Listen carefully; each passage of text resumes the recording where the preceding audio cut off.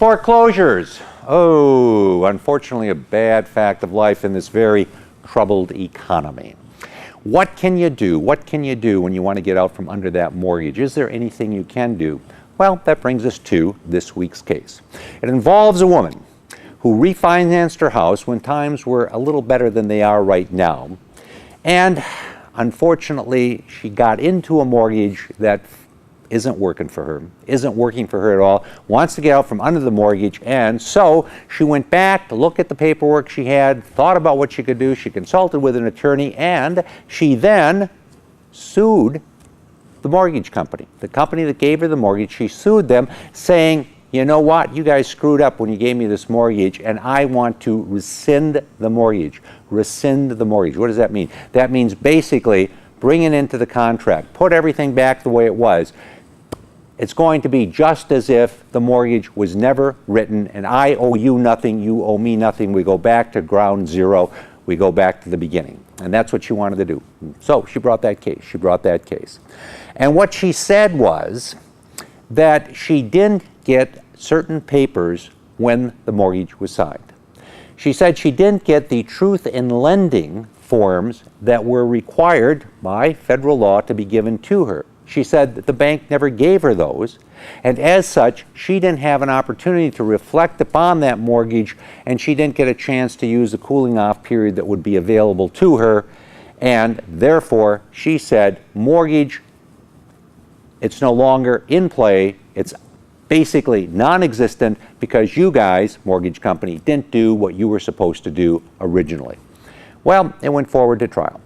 And not surprisingly, at trial, mortgage company jumps up and says, wait, hey, look at this form. This is the truth in lending form, and guess whose name is on that? It's your name that's on that.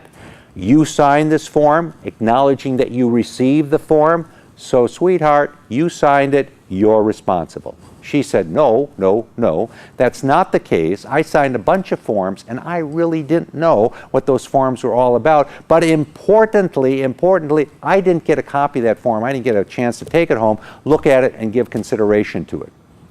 Well, now this raised a big issue. This raised a big issue for the trial court judge. And I think, as everybody's aware, trial court judge is a guy or gal who sits there and hears the evidence, and when there are objections, he or she has to rule as to whether the evidence can come in or not. And in this instance, the evidence came in, but he instructed the jury saying that really the evidence should essentially be disregarded because there was a prima facie evidence that she had received the forms. She acknowledged it was her signature and that was it.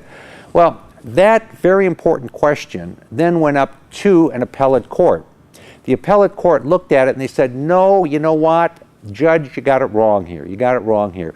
Because this is the most material fact of this whole case as to whether or not she got those forms, and she should be allowed to testify. Now, whether or not the jury believes her is one thing, but she should have a right to testify that she didn't get those forms. So, the case went back down, and she did have an opportunity to testify as to whether or not she got those forms, because she was able to say that she went in, she signed a whole bunch of forms, but that important form, truth in lending form, she was never given a copy of, and accordingly, the jury then found that,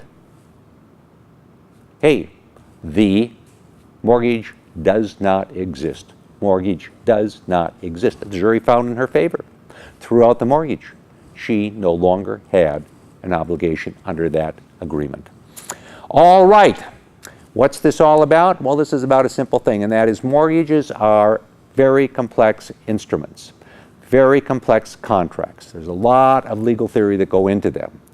And when you're involved with a mortgage that you don't like, best thing to do, go to a lawyer who handles those kind of disputes, who's familiar with that law in your jurisdiction, in your state.